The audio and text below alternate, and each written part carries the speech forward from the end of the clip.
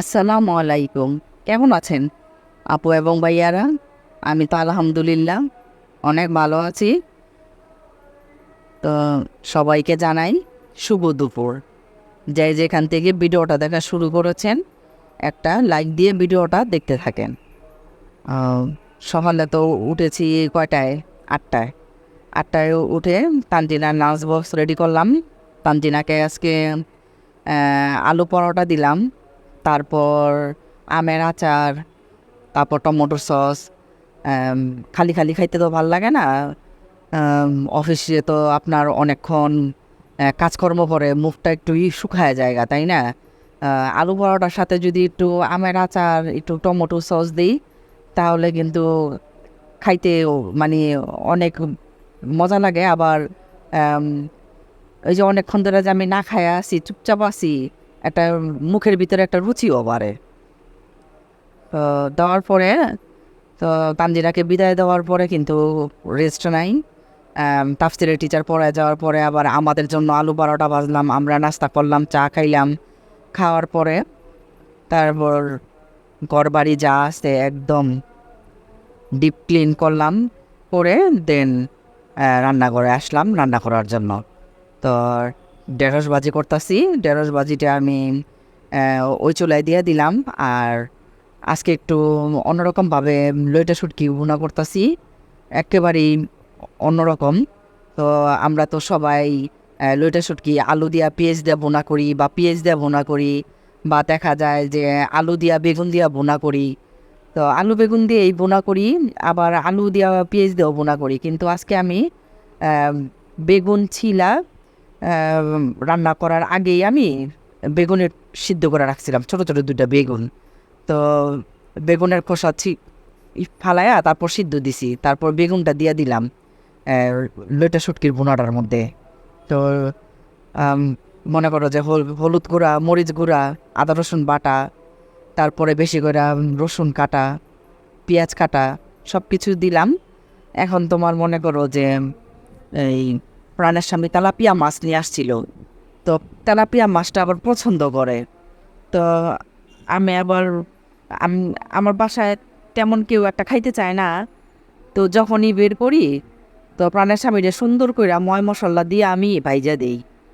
আর এখানে তো শুটকিটাও খেয়াল রাখতে বইতাছে, যেহেতু বেগুন দিছি তো লাইগা যাওয়ার চান্স থাকে। আর লাইগাও জায়গায় একটু পরপরই 2 মিনিটের পরপর মানে নাড়াচাড়া করতে হইতাছে, নিচে লাইগা যেতেছে। তো বেশি করে কাঁচামরিচ ফালি দিলাম, আর ধনিয়া পাতা আর জিরার গুঁড়াও দিছি আমি আবার একটু। আমি দিই আলু বেগুন দিয়া লোটা শুটকি রান্না করলে জিরার গুঁড়াটা দিই, আমার কাছে ভালো লাগে। আবার শুটকিতে জিরার গুঁড়া না দিলেও হয়, এটা যার যার আসলে ইচ্ছা। আপনার ফ্যামিলিতে আপনি যেভাবে, আপনারা যেভাবে মশলা খান, যেরকম মশলা খান, ওই অনুপাতেই আপনি চাইলে রান্না করতে পারেন।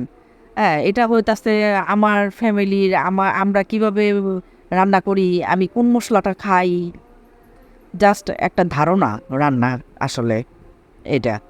তো তোমার মনে করো যে যারা নতুন আছো, আসলে এটা একটা ধারণাই। এক একজনের ফ্যামিলিতে কিন্তু মশলাপাতি, রান্না বাড়া সবই আলাদা থাকে। হয়তো মনে হয় যে হ্যাঁ কি বুঝি, হলুদ দিলাম, মরিচ দিলাম, তেল দিলাম, পেঁয়াজ দিলাম, নুন দিলাম, রান্না হয়ে গেল। না না, রান্না হয় না। এক একজন ফ্যামিলিতে এক এক রকম মশলাপাতি, এক এক ধরনের রান্না বাড়া, এক একজন এক একটা খায়। সব ফ্যামিলি এক না, সব অঞ্চল এক না, সব ভিন্ন ভিন্ন আমি দেখছি। কারণ 9 বছর ধরে ইউটিউব চালাই তো, আমি অনেক রান্না দেখি।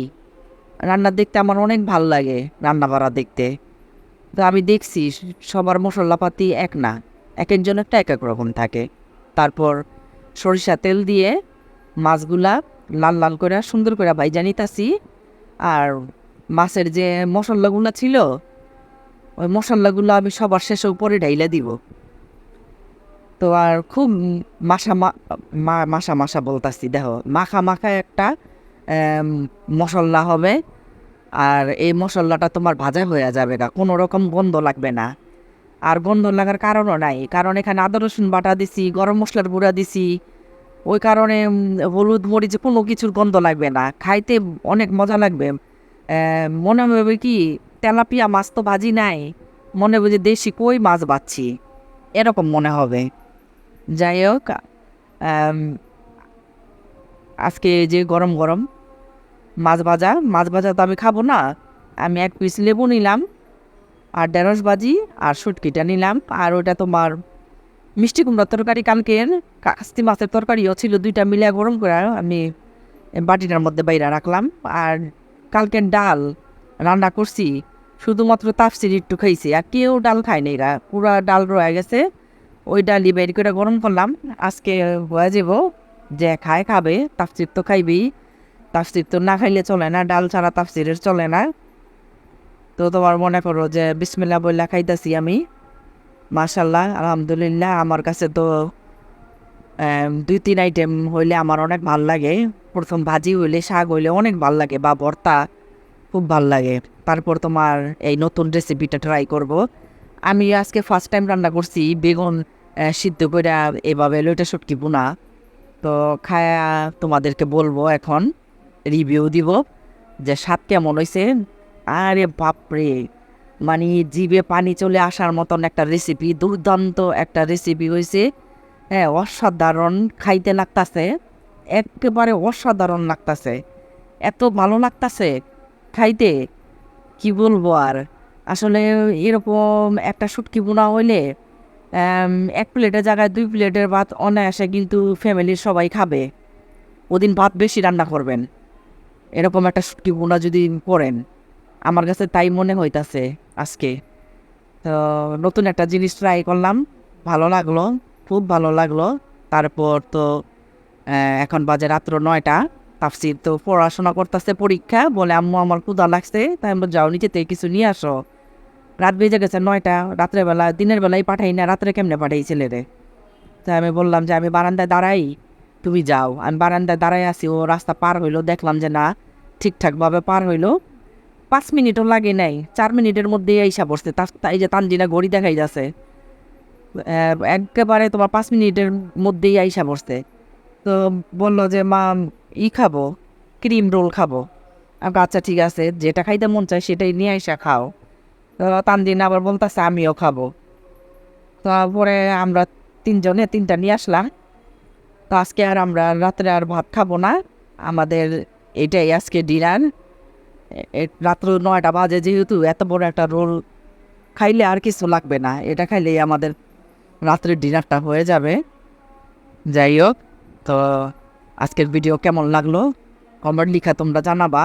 আর শুটকিটা তোমরা রান্না করে খাবা এরকম করে, ঠিক আছে? রান্না করে তোমরা আমারে কমেন্ট করে জানাবা যে কেমন হয়েছে। হ্যাঁ, আর তোমার আজকে রোল খাইতে খাইতে আমি বিদায় নিয়ে নেই। আর আমাদের বাইরে তো ওয়াজ মাহফিল হইতাছে, জানি না আওয়াজ আসবে কি না, সেই জন্য সরি, আওয়াজ হয়তো আসতে পারে। তো সবাইকে দিলাম, এই তো তানজিনা তাফসির বিসমিল্লাহ বলে খাওয়া শুরু করলো। তো আমিও এখন ভিডিওটা রাইখা আমিও খাওয়া শুরু করব। তো বিদায় নিয়ে নেই, আল্লাহ হাফেজ, ভালো থাকো, সুস্থ থাকো, কেমন?